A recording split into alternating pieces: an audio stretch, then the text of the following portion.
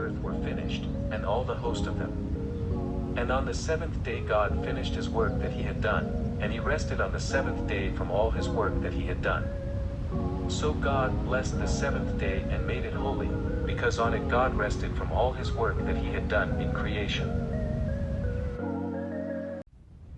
These are the generations of the heavens and the earth when they were created in the day that the Lord God made the earth and the heavens. When no bush of the field was yet in the land, and no small plant of the field had yet sprung up, for the Lord God had not caused it to rain on the land, and there was no man to work the ground, and a mist was going up from the land, and was watering the whole face of the ground. Then the Lord God formed the man of dust from the ground, and breathed into his nostrils the breath of life, and the man became a living creature. And the Lord God planted a garden in Eden, in the east, and there he put the man whom he had formed. Out of the ground the Lord God made to spring up every tree that is pleasant to the sight and good for food. The tree of life was in the midst of the garden, and the tree of the knowledge of good and evil. A river flowed out of Eden to water the garden, and there it divided and became 4 rivers. The name of the first is the Pishon. It is the one that flowed around the whole land of Havilah, where there is gold. And the gold of that land is good, bdellium and onyx stone are there. The name of the second river is the Gihon. It is the one that flowed around the whole land of Cush.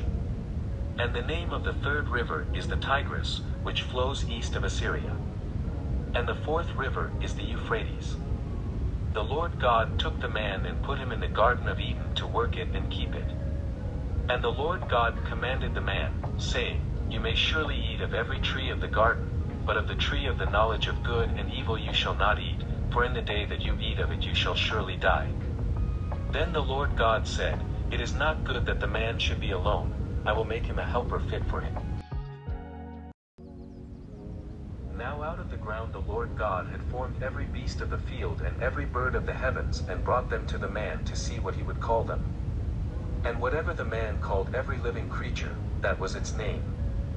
The man gave names to all livestock and to the birds of the heavens and to every beast of the field.